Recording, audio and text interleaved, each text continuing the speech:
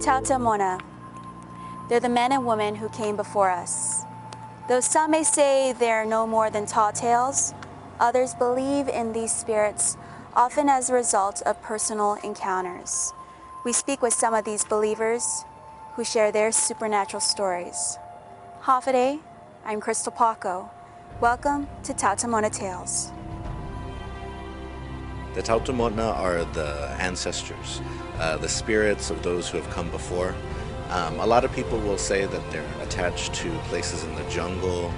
Some will say that the Taotaomona, you'll find them around the artifacts. So whether it's a sinahi or a lusong or a lati, you'll find the spirits closely associated with those sites. Some people are afraid of them. Some people nowadays equate them with ghost stories.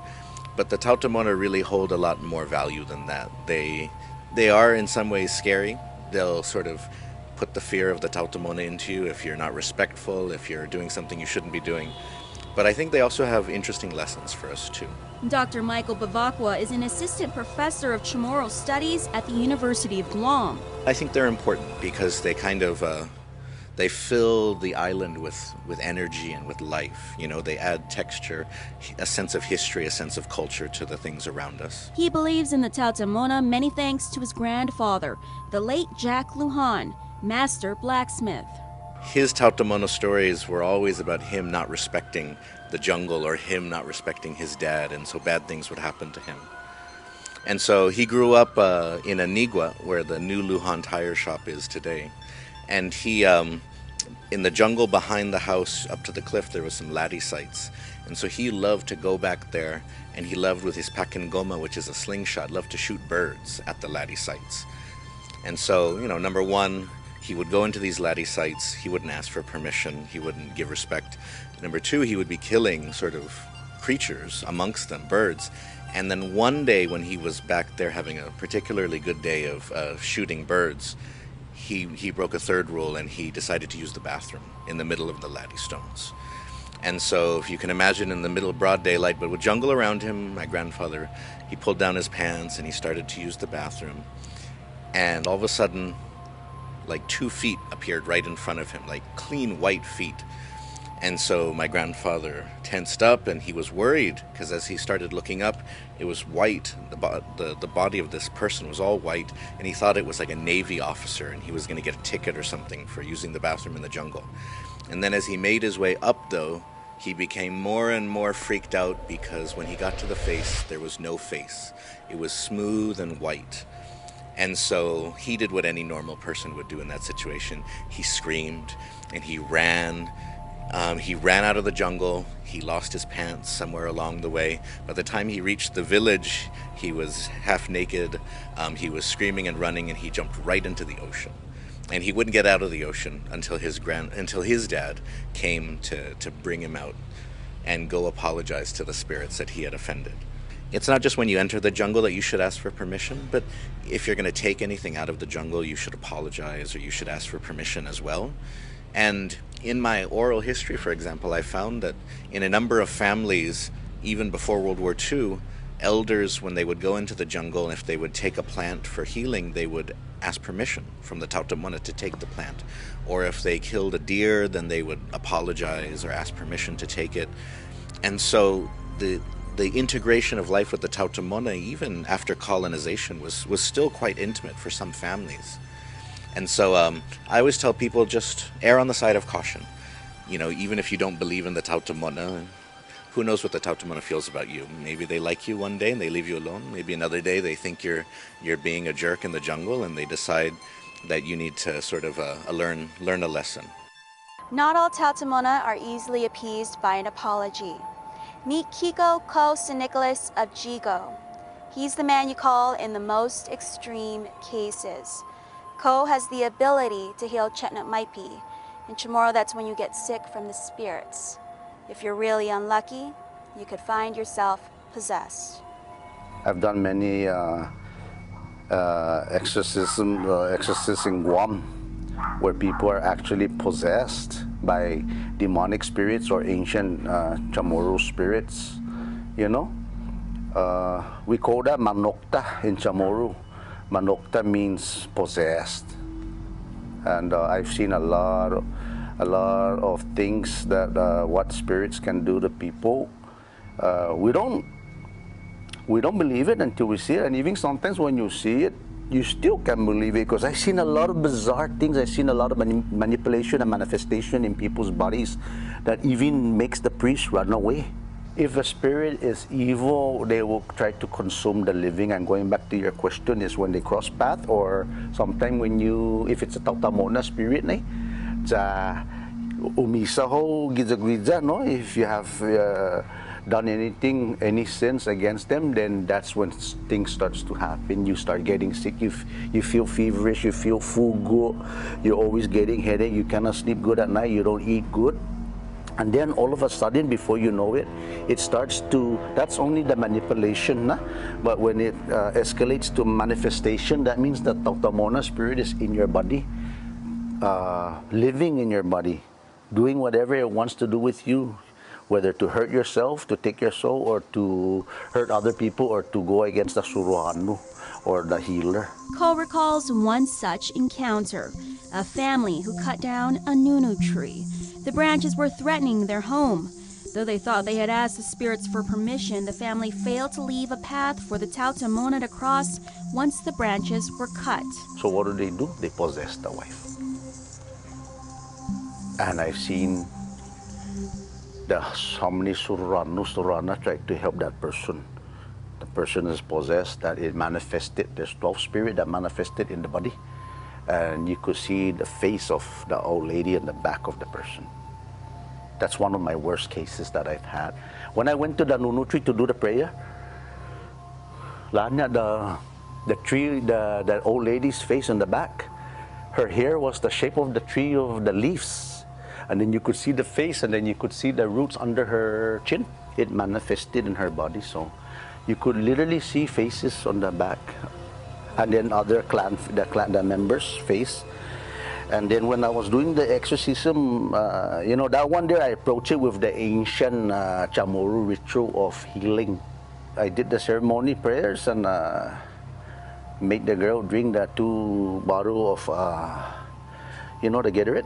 I told them to spill it out, and I put the rainwater in there and started doing the prayer and let her drink it, and then to calm her body inside because it was burning, I told the lady, go back to your house, go in the back of your house and get the leaf. She goes, what leaf? I go, there's a medicine tree back there. I need 1 leaf. When you go there, you'll know what I'm talking about. She goes, how do you know? I go, stop questioning. So she went. I said, take 5 guys with you. So she did. She came back. The mistake that she did is she made the 5 guys go first, and she was in the back. And the Taotaomona pushed her down. She got cut all over here.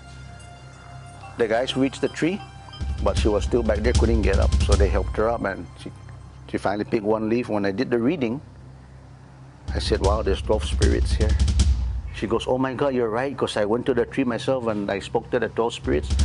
Everybody, I asked them to forgive the girl, but they didn't want except for 1. I go, the old man with long beard. She said, yeah, you're right, oh my God, oh my God. I said, that's only one of the clan member. He goes, but why, God? They don't want to forgive her. I asked. Everybody looked down. I go, you know why? Because you see the face on the back? That's the Magahaka. That's the queen. That's the one we need to approach. So I said, don't worry. Go, look, I'm caught. Although I go, yeah, they don't like you. They push you down. They go, yeah, I cannot do this no more. They're going to kill me. And they're not going to kill you. I'm here now. Let me take over. So I go and I do the ceremony. I make her drink. And then I had to wash the body with the rainwater, no? That they found behind the house. And I started doing the ancient prayer. You know? O manasay na o aniti sigwa anti babaji zo ni salamizo na nahalum zo maluluk ini na animas ni gagi kita tak taon niya. Okay? And then when I started washing down the body started to cool down. I said, get her her food, and she's gonna use the restroom. That's the first thing she got up by herself to go use the restroom. Bring the food, she's gonna finish it. She finished it.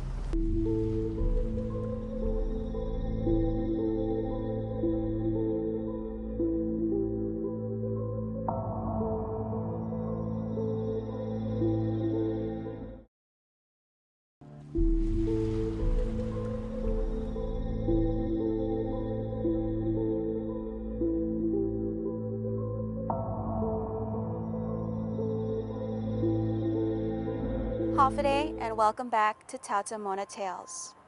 Possession is one thing, but a Taotaomona impregnating a woman? Kiko St. Nicholas says he's cured that too. The woman was in her 20s. She came over there in front of my gate.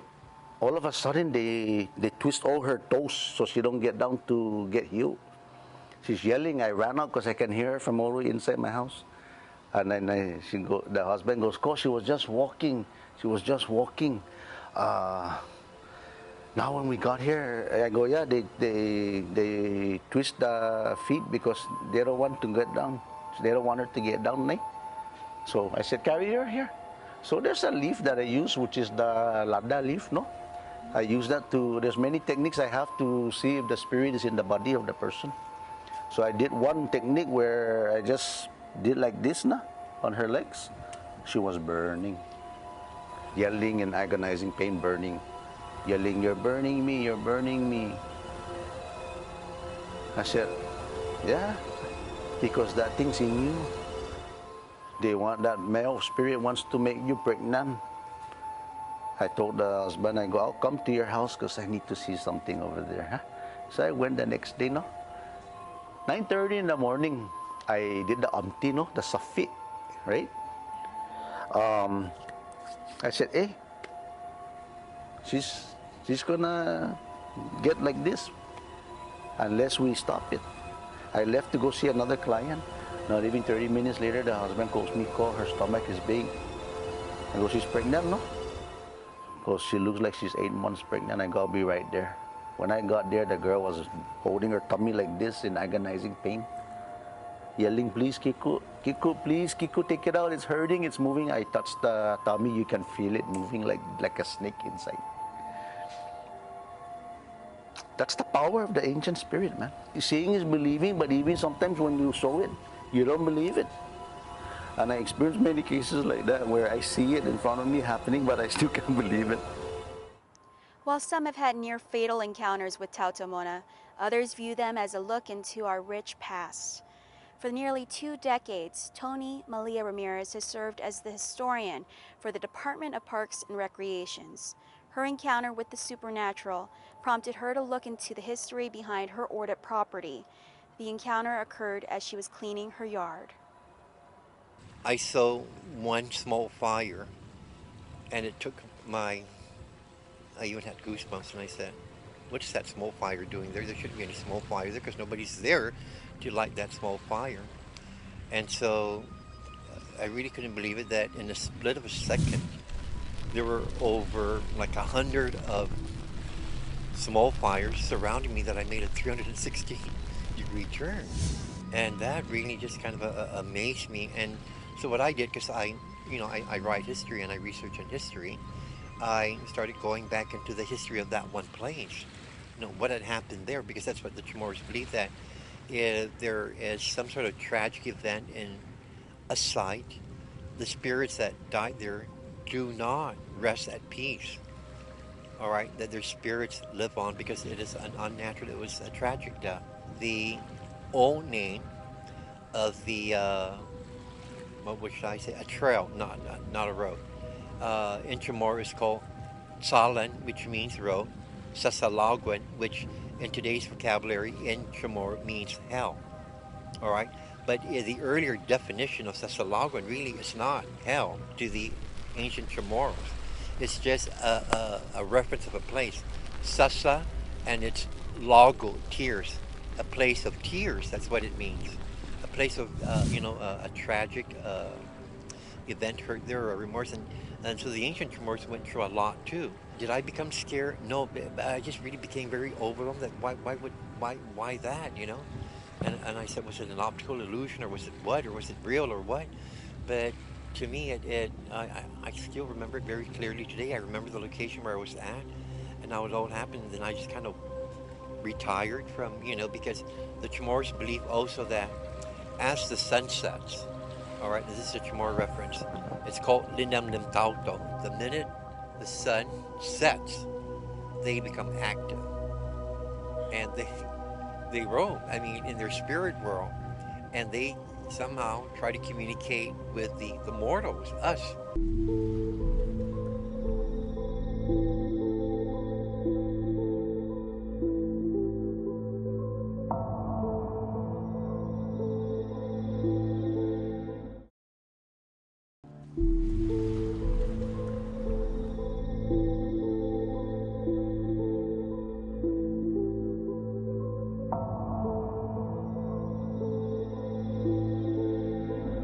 Hafide, and welcome back to Taotaomona Tales. Some Taotaomona only appear to young children. I'm talking about duendes. Parents often tell their children these stories to ensure they don't run off, instilling fear that duendes will snatch them up forever. A mother and daughter recall their encounter years ago at Serena Bridge. She literally saw the duendes. May Regis Ada remembers that night clearly. Their family used to live in this Hagutnya home. After dinner, they'd take a walk. One night, her daughter, Annette, was simply too tired to keep up. We walked from here all the way to Bank of America, right? That's Bank of America. And at that time, there used to be an outside museum place where the kids can play across the street at the grounds there. And so we went, and she kept saying, "I'm so tired, Mom. I'll just wait for you here at the Bank of Guam." So we let her wait for us. We came back, and there was no Annette. She wasn't at the bank. So my husband was panicking. I said, don't panic. Just call her name quietly, not too loud. Just keep calling her Babylin. Her nickname is Babylin. So we kept calling Babylin, and we were walking real fast back home. We came to the house. We opened the door, and there she was, sound asleep in our bedroom. The following morning, I just asked her, I said, "Baby, why did you leave us? You got us so scared." And she said, "Mom, I told you I was very tired." I said, "I know, but you shouldn't leave us." And I said, were you running home? And she says, "No, I was just walking home. But guess what, Mom?" And the way she said it, "Guess what, Mom? There were 3 little girls that were following me, and every time I looked, they were talking. I don't know what they're saying. I don't know their language. I couldn't understand them. And every time I look back, I can't see their faces. It's just the beautiful hair and beautiful dress, white dress, beautiful long hair." What did she see? Annette Ada Vasquez lives in LA now. There was no one around me when I passed the bridge, and then just maybe 3 minutes after I passed the bridge, then I started hearing the sounds of little kids that were giggling. But it did, I wasn't startled when I heard it, so I just so happened to turn around, and what I saw was, I just saw 3 figures, and I just turned around and I just kept walking, and then I turned around again to see, and they were still there. So it didn't hit me. Maybe I was just so tired, but by the time I made it onto the lawn to my grandmother's house and I turned around, then they were gone. And then I walked into the house, went straight into the room, and I just fell asleep. I just knocked out and fell asleep. They asked me, "Were you harmed? Did you get hurt? Were you scared?" I said, "No, not at all. I wasn't anything, nothing like that." I said, "Well, those are the girls that are called duendes. Those are the Taotaomona children." I said, "Is that right?" I said, "Yeah." She said, "Yeah." And And she couldn't believe it, but I said, yeah. And see, I'm not a believer. I wasn't a believer at that time because we were taught that that was superstitious. And so I didn't believe until those things happened to me. This wouldn't be May's only encounter with what she believes were ancient spirits. Each of her children, she says, would become ill after a trip to Palenque, Jotnya. Their heads would roll back, their eyes would too. Their bodies would stiffen, and they'd be covered in sweat. May consulted her mother, who urged against modern medicine. I said, don't you dare take them to the hospital. This is what you do. Take the, the blessed palm that they bless every year.